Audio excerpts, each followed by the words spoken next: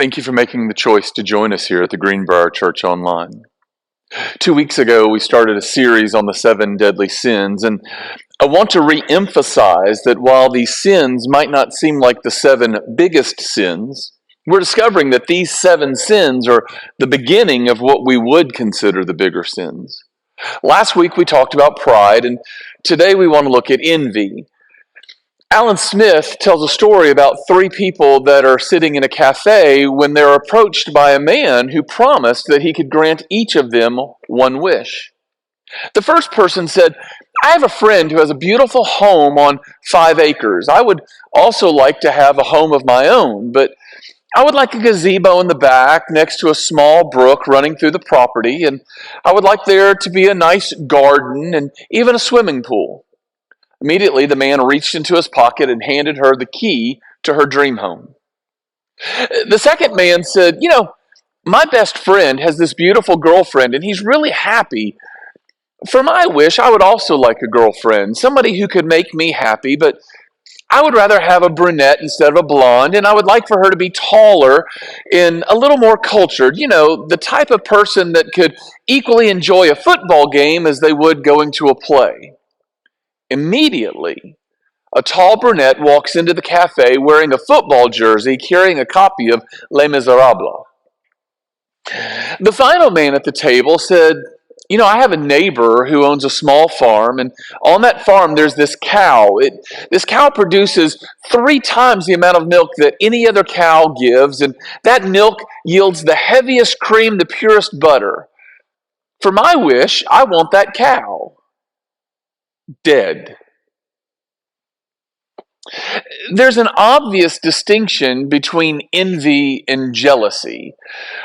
Jealousy basically says, "I want what you have." When we hear that somebody's going on a cruise, we might be jealous because we also would love to go on a cruise. When somebody gets the newest iPhone and I look at my phone with its cracked screen, and I might get a little jealous because I'd really like to have a new iPhone as well. Jealousy basically says, "I want what you have." Envy, on the other hand, goes much deeper than simply wanting what someone else has. Envy is only happy if you don't have it. If I'm envious, I can only be happy if I can take the thing away from you or if you lose it. While jealousy is coarse and cruel, envy is sneaky and subtle. It's not really concerned about the possession. It's concerned with the perceived honor or status or worth that comes from owning that possession. Envy doesn't like to see other people receive recognition or prominence, and envy does whatever it can to bring that other person down. That's why the strategy of envy is not just to get something for yourself, but to subvert the person that you envy. Envy's view of the world is essentially antagonistic. It's me versus you. If you're up here and I'm down here, there's only 2 ways that I can get to the same level. I can raise myself up, which is really a lot of hard work, or I can just simply knock you down. And that's a whole lot easier. In my mind, envy is a whole lot like a bucket of crabs, which I probably need to unwrap a little bit. When we lived in Texas, we would take our boys crabbing out in the bayou. The first time that we ever went out, a friend of ours went out with us and was showing us the ropes. Basically, you take a piece of raw chicken and you tie it to a string and throw the chicken into the water. Wait a little bit, and you slowly pull the chicken back in by the string. Usually, you're going to have attracted some crabs trying to eat the chicken. So you take the crab off the chicken and you throw it into the bucket. Now, the first time we went out, I couldn't find the lid for the bucket. And when I asked my friend, "How do you keep the crabs from crawling out?" my friend said, "You don't ever have to worry about that. You see, if one crab tries to climb out, the other crabs will always pull it back down." Now, you might be thinking, "Jeremy, I would never do that. I don't struggle with envy." But stay with me, because when I first started studying this, I didn't think I struggled with envy either. What I discovered is that envy often finds acceptable ways of expressing its resentment. See if any of these seem relatable. If you secretly, or not so secretly, enjoy it when something bad happens to someone else, you struggle with envy. If you resent someone because they have things or enjoy experiences that you don't have or you can't enjoy, then you struggle with envy. If you get annoyed with someone because they can do things that you can't do, or if they know things that you don't know, that's envy. You see, envy is offended at the talents or the successes of other people. It always assumes the worst about someone's behavior or their motives. Envy often employs this language of false accusations to belittle someone else, and it's seen in the way that we backbite and slander and gossip about other people. Envy tries to assert itself through teasing, bullying, ridiculing, and our struggle with envy is seen in the way that we think, the way that we feel, the things that we say, what we do. And it always starts off in secret because we would prefer to envy and to accomplish that goal without being noticed. But it doesn't take long for it to be seen in our bitterness and our resentment. And if it goes unchecked, eventually it will lead to full-scale hatred. Envy is always accompanied by strife. In fact, when the New Testament writers talk about envy, they usually connect it with strife. We read, "Let us walk, not in strife and envy," Romans 13:13. "For where there is envying and strife, there is confusion and every evil work," James 3:16. "You are still worldly, since there is envy, strife, and divisions among you," 1 Corinthians 3:3.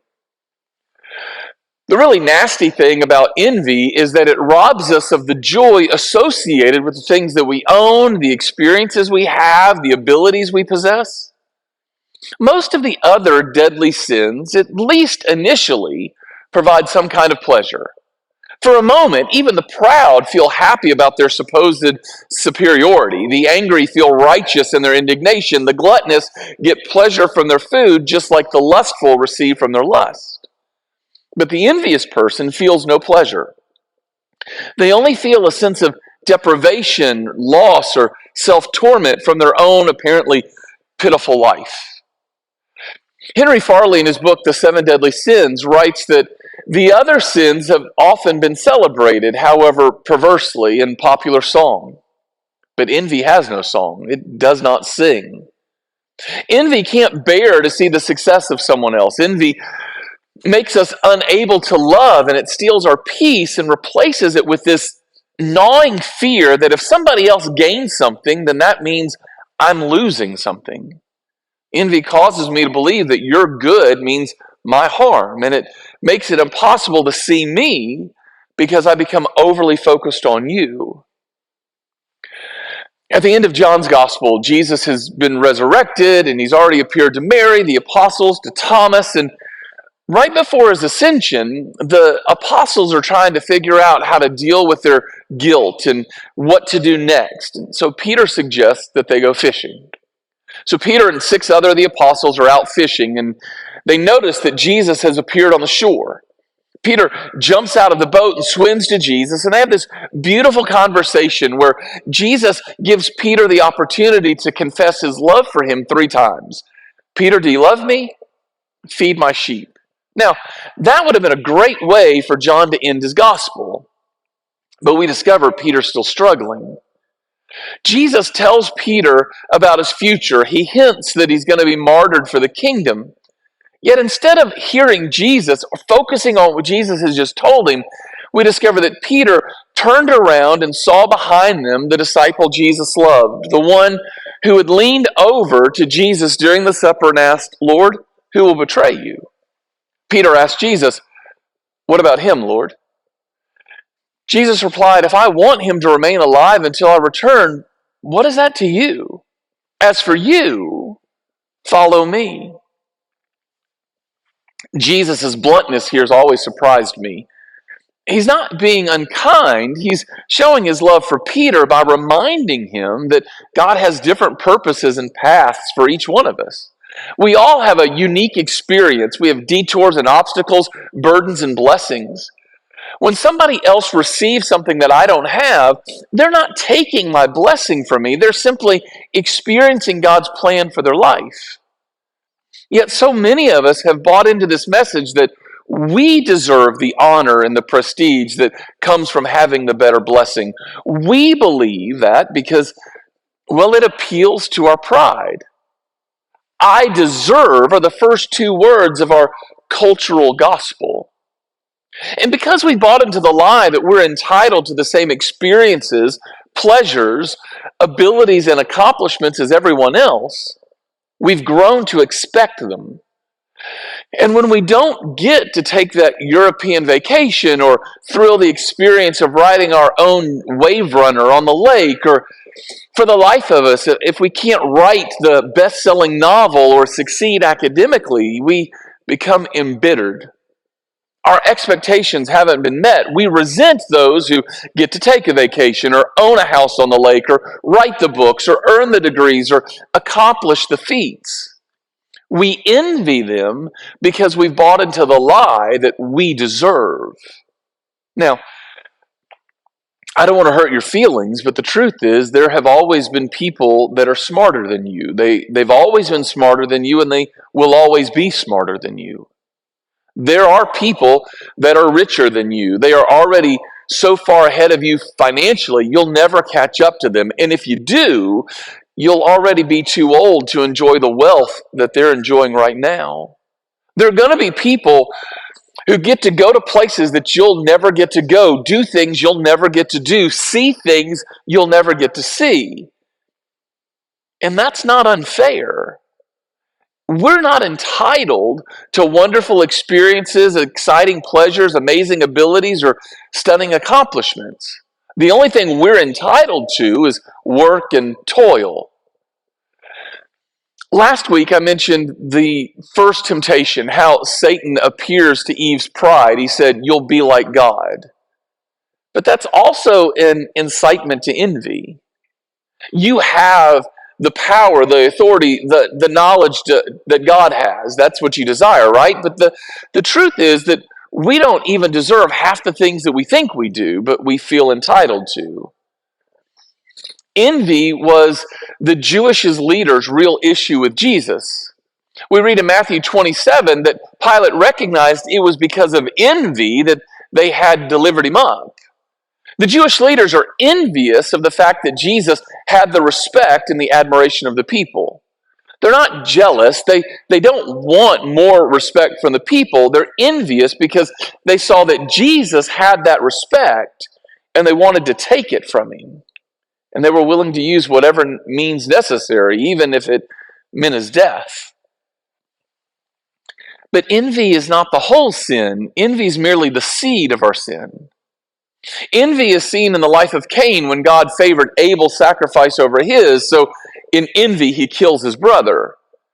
Joseph's brothers don't like the fact that Jacob loves Joseph more than them, so envy leads them to sell Joseph off as a slave and to lie to their father about it.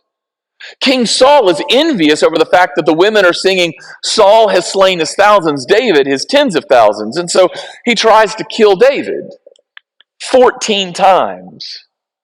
Haman is consumed with envy when King Xerxes honors Mordecai and parades him through the city on a royal horse. And his envy drives him absolutely crazy to the point that he's determined that he's going to have Mordecai and every single Jewish person killed. How many times do we see the apostles struggling with envy? Every time they got into an argument, they're arguing about which one of them is the greatest. They didn't want to be great. They wanted to be the greatest. They felt the need to compare themselves to all the other apostles to see if they could come out on top. It's not enough for an envious person to say that I'm good. Envy says I have to be better. All of us have this need to be loved and found worthy, but an envious person makes attaining love and worth a comparative game. But the truth remains that love and envy cannot coexist in the same space. Paul writes in 1 Corinthians 13:4 that love is patient and kind. Love does not envy or boast. It should be obvious that the fundamental attitude of an envious person is directly opposed to love. I mean, if I love somebody, then all I want is good things for them. I rejoice when good things, exciting things happen in their lives. Paul writes to the church in Rome in Romans 12:15 that we're to rejoice with those who rejoice and weep with those who weep. But envy can't bring itself to rejoice with people that I view as my competition. Envy weeps when good things happen to its rival, rejoices when they experience bad things. We know that envy is the beginning of a lot of different sins. So, how do we guard our hearts? How do we overcome envy? Unfortunately, the solution is a lot more difficult than for me to just say, don't do it. I mean, once we understand that envy is this desire to have a greater self-worth, then we realize the only way to avoid the sin is to find a completely different foundation for our self-worth. I don't remember where I read the quote, but somebody said that making the transition from envy to love is like making the transition from dating to marriage. When you are dating, you have to outdo your competition to win your boyfriend or girlfriend's affection, to secure that relationship. But once you're married, there's really no longer a competition. You know that you're loved. You can feel secure in that relationship, or at least you should. The way that we overcome envy is to develop this view of ourselves where our sense of worth and our value is not dependent on what other people think about us. I mean, you're already loved unconditionally, not because of your moral worthiness or your attractiveness or your worldly achievement, but simply because you're a child of God. You're created in His image. And since you were created in His image, then you're already loved and deeply and completely treasured by your Creator. Robert Roberts wrote, "The message is that God loves me for myself, not for anything I have, not for my beauty or intelligence or righteousness or for any other qualification, but simply in the way that a good mother loves the fruit of her womb. If I can get that into my head, or better, into my heart, then I won't be grasping desperately for self-esteem at the expense of others." So, as we get ready to participate in communion today, I want us to do something a little different. When I was little, our song leader at our church loved the song Count Your Many Blessings. We sang it at least twice a month. That song is a reminder that the best way to combat the evil in our hearts is to take a moment to remember how greatly we've been blessed. We sing, "Count your blessings, name them one by one, count your many blessings and see what God has done." And so today, as you take the bread and you take the cup, we're being given a reminder, a physical reminder of God's overwhelming love for us. But more than that, today at the table, we want to find the space and the time to reflect on the 100 different ways that God has already shown us His love. So today, I want you to actually take the time to get out a piece of paper and to list all the different ways that God has blessed you. I want you to actually count your blessings, write them down, the things, the experiences, the abilities, the blessings that God has poured out into your life because of His great love for you.